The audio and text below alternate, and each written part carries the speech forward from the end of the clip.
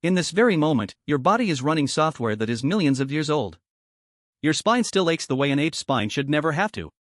Your fear of the dark is not a personality flaw. It is an inheritance. Every stage your ancestors crawled, walked, and stumbled through left a fingerprint on you, and most of those fingerprints are still warm. So how did a tree-dwelling primate end up here, scrolling through a screen, worrying about emails?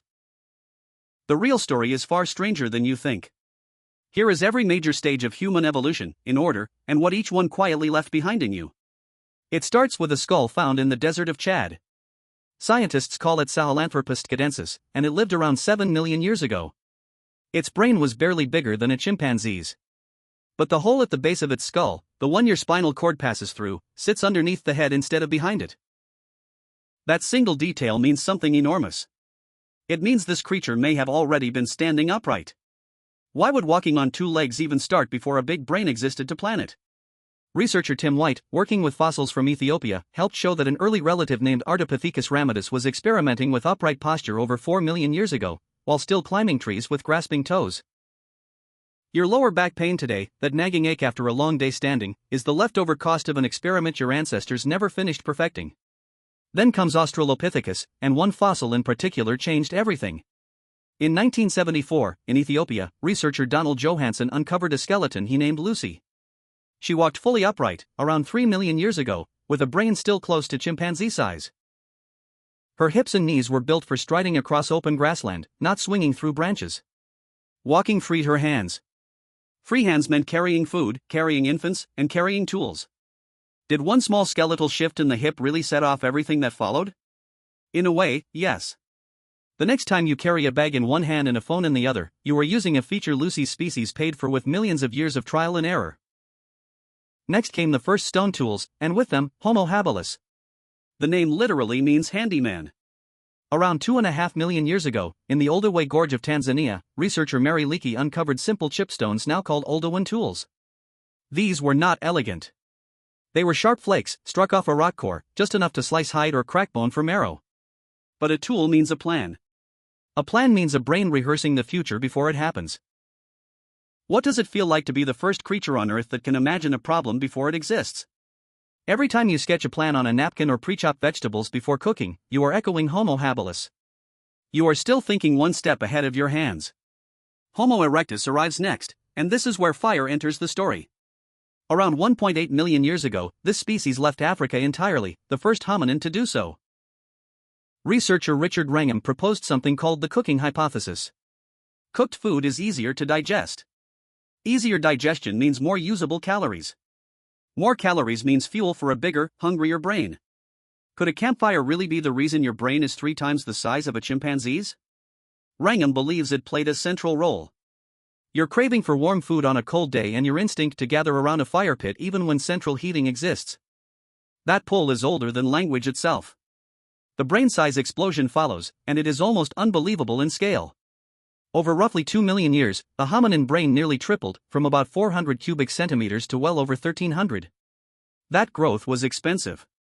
The brain burns roughly 20% of your daily energy even now, despite being a small fraction of your body weight. Why would evolution gamble so much fuel on a single organ?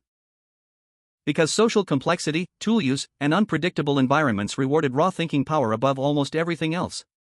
Your exhaustion after a long day of decision-making, the bone-deep tiredness that comes from thinking hard rather than moving hard, is the bill for an organ your ancestors fought to afford. Homo Heidelbergensis comes next, and with this species, shelter becomes deliberate.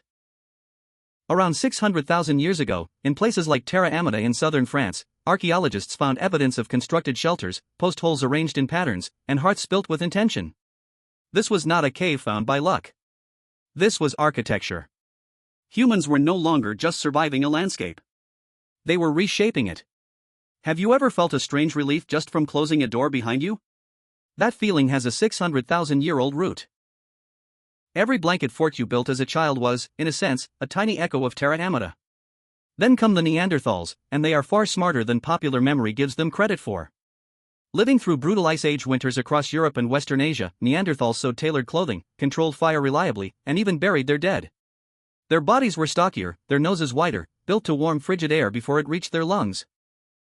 How did a species this capable end up extinct while a leaner cousin survived? Researchers still debate it, but climate swings and small population size likely played a major role. The next time you shiver and instantly reach for a jacket without thinking, you are running a Neanderthal-grade cold response, inherited and still functional. The Denisovans are the hidden lineage, and for decades, science did not even know they existed. In 2010, a single finger bone from Denisova cave in Siberia was sequenced, and researcher Svante Pääbo's team revealed an entirely new human relative known only from DNA. Modern populations in parts of Asia and Oceania still carry Denisovan genes that help with oxygen efficiency at high altitude. Could an entire branch of humanity vanish from fossils but live on inside living bodies? It already has. If you have ever wondered why some populations thrive effortlessly at extreme altitude, the answer is sitting quietly in their genome, a gift from a species we have never even fully reconstructed. Homo sapiens emerges next, and the timeline keeps getting pushed earlier. Fossils from Jebel Irhoud in Morocco, dated to roughly 300,000 years ago, show the early outlines of the modern human face. The brain case was still slightly elongated, not yet fully rounded, but the skeleton beneath the skin was already unmistakably you. Why did it take so long after that for behavior to catch up with anatomy? Bodies changed before minds fully caught up to their new potential. Every time you catch your reflection and feel a strange continuity with the past, that instinct is rooted in a face shape that has barely changed in 300 millennia. The cognitive revolution is where symbolic thought ignites. Around 100,000 years ago, at Blombos Cave in South Africa, archaeologists found deliberately engraved ochre, abstract cross-hatched patterns with no practical use whatsoever. That is the giveaway. A mark with no function except meaning is the fingerprint of a mind capable of metaphor. Why would early humans risk time and effort decorating a rock instead of hunting? Because meaning had become as valuable as food. Every tattoo, every doodle in a notebook margin, every flag flown above a building carries that same impulse forward, the need to make a mark that says something beyond survival. The Great Migration out of Africa follows, and it nearly ended in disaster. Around 70,000 years ago, the Toba supervolcano in present-day Indonesia erupted with catastrophic force, and some researchers believe the resulting climate disruption pushed the human population down to a perilously small number. From that narrow bottleneck, small groups pushed outward, across Arabia, into Asia, eventually crossing into Australia and, much later, the Americas. How does a species nearly erased from the planet end up covering almost every corner of it? Through sheer stubborn movement, generation after generation. Your restlessness, that itch to see what is over the next hill, is a trait that once saved the entire species. Finally comes the agricultural revolution, the moment that ended the hunt for good. Around 12,000 years ago, near sites like Göbekli Tepe in modern Turkey, humans began domesticating wheat, barley, sheep, and goats. Farming meant surplus. Surplus meant permanent settlements, then villages, then cities, then everything that followed, writing, law, and empire. But farming also meant harder labor, worse diets, and the first epidemics born from living close to animals. Was settling down really progress, or just a different kind of struggle? That tension never resolved. Your craving for a stable routine, paired with your restlessness against repetition, is the same trade-off your farming ancestors made and never fully reconciled. So here you are. Bipedal because an early ancestor gambled on standing. Big-brained because fire made calories cheap. Anxious in the dark because the Pleistocene rewarded caution. Restless because migration once saved your species and rooted because farming once stabilized it. The story did not end 12,000 years ago. It simply slowed down enough for you to notice it happening inside yourself. Every stage your ancestors survived is still quietly running, right now, underneath everything you call your personality.